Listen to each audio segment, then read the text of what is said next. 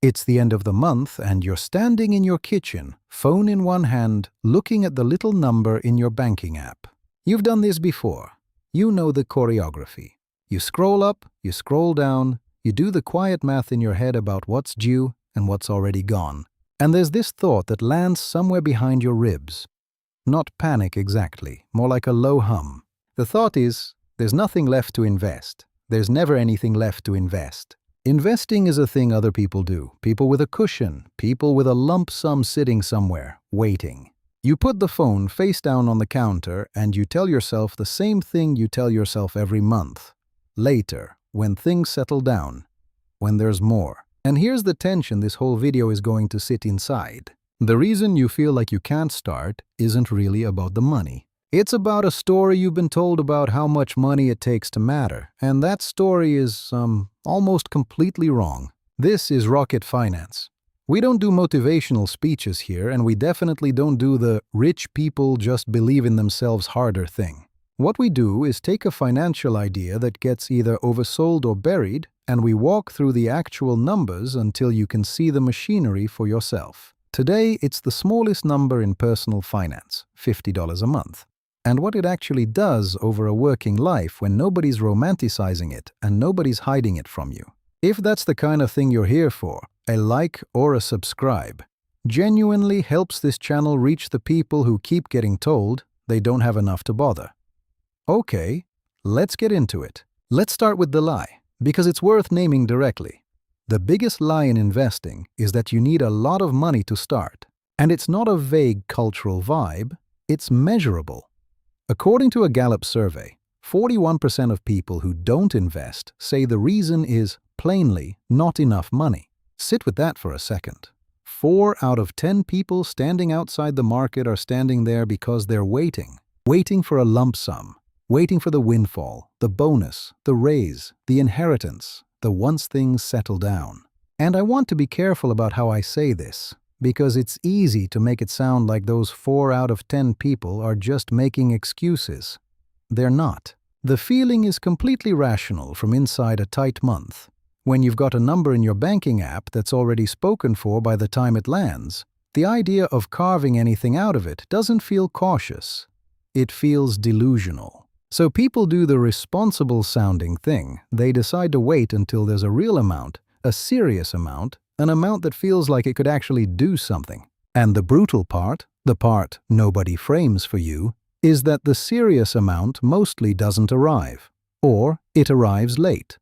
Or it arrives and immediately gets eaten by the transmission, the deductible, the month everything happened at once. So you keep waiting responsibly, sensibly, and the waiting feels like discipline. It isn't.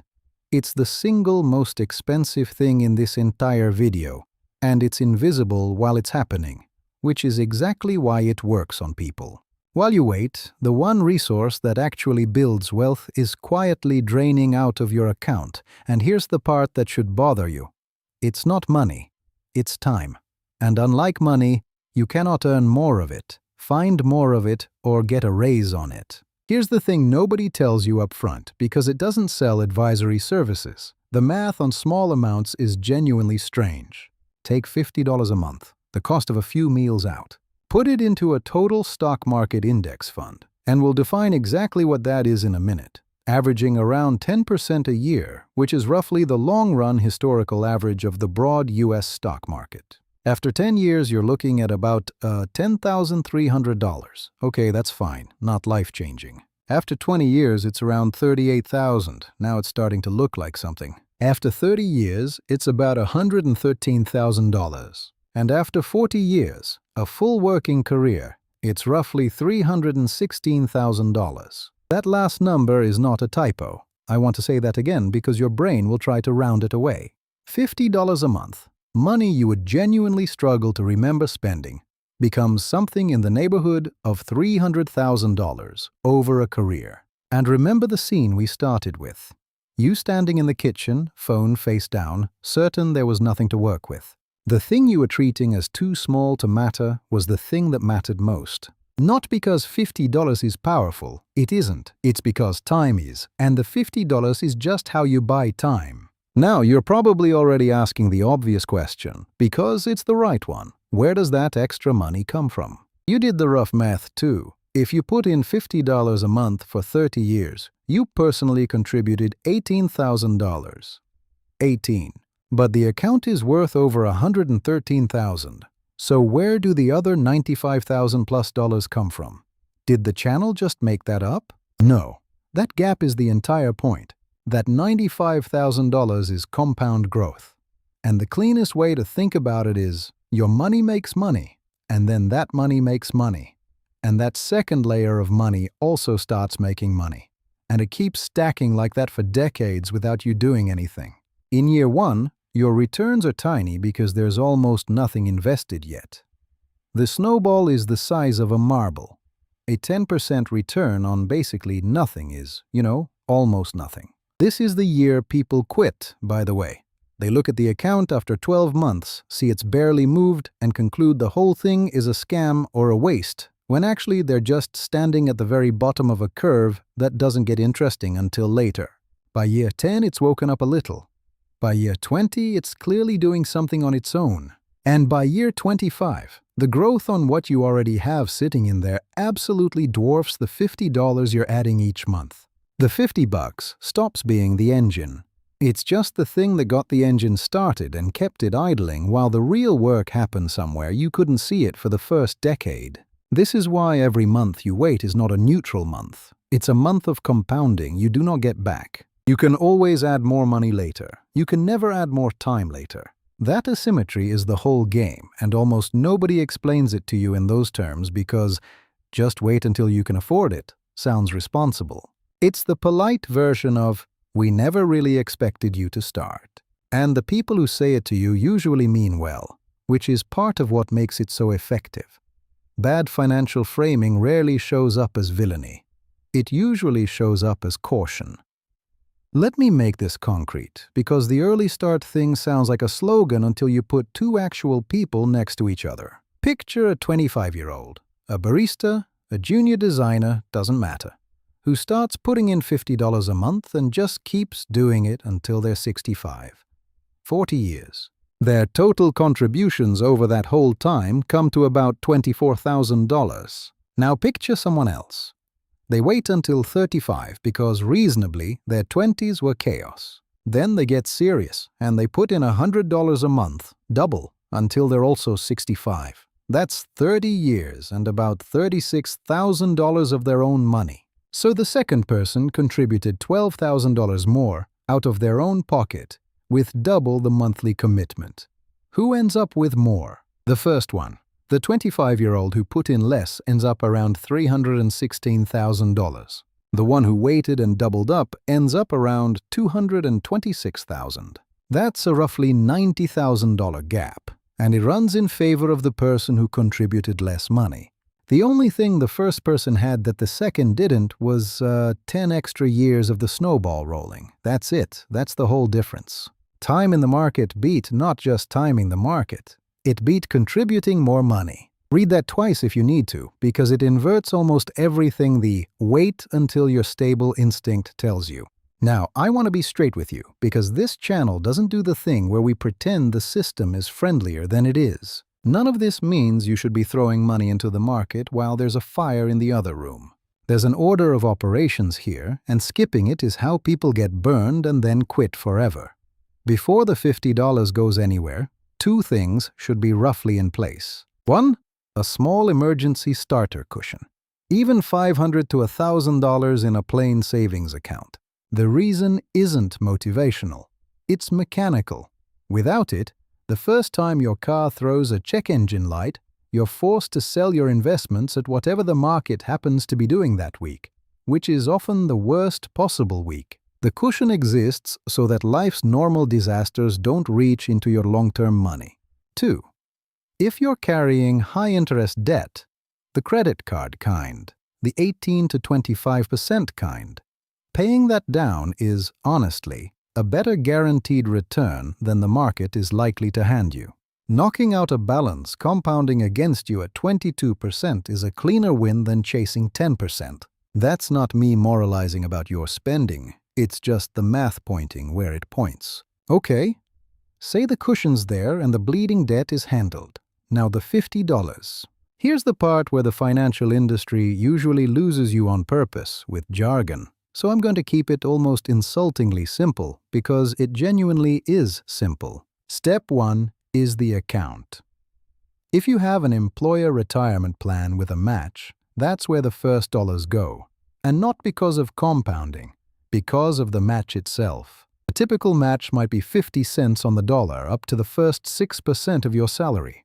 That is an instant 50% return on that money before the market does anything at all. Nothing else in investing comes close to that, and turning it down is the one genuinely irrational thing in this whole video. If there's no employer plan, or you've already grabbed the full match, the next stop is a Roth-style retirement account, where the money grows and, under current rules, comes out in retirement without you paying tax on the growth. The annual cap on that is in the range of $7,000, far more than $50 a month, so it's not a constraint you'll hit. If you somehow max all of that out, a regular taxable brokerage account has no contribution limit at all. You just owe tax on gains along the way. I'm not going to pretend tax law is simple or that it won't change. It does constantly.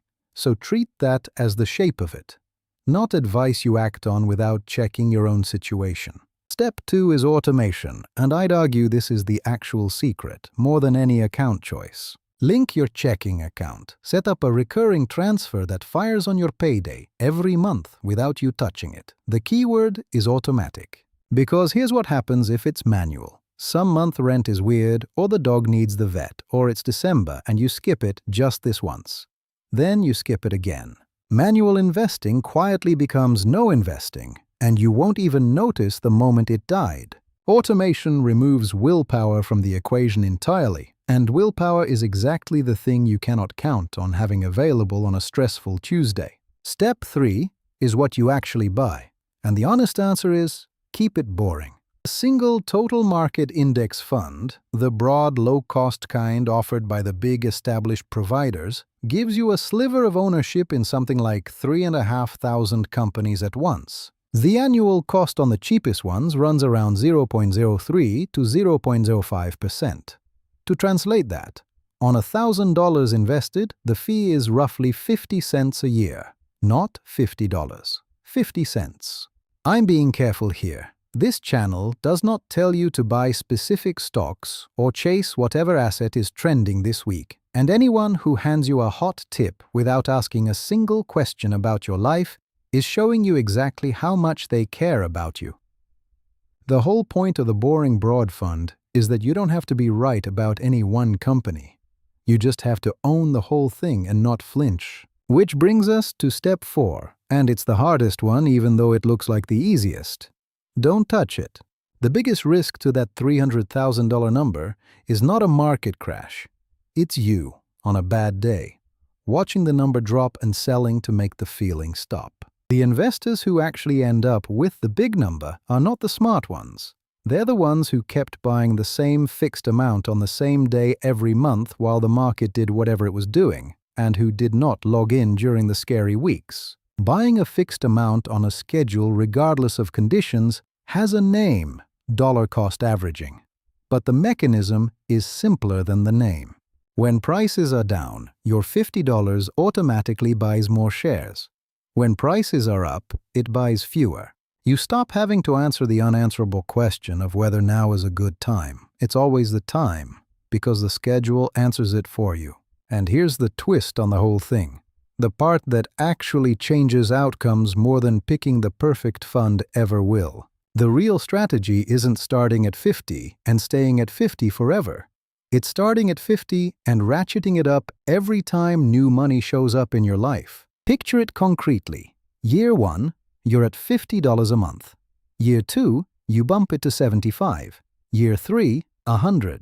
Each step is $25. The cost of what? One slightly nicer dinner you push to next week. None of those individual steps feels like a sacrifice.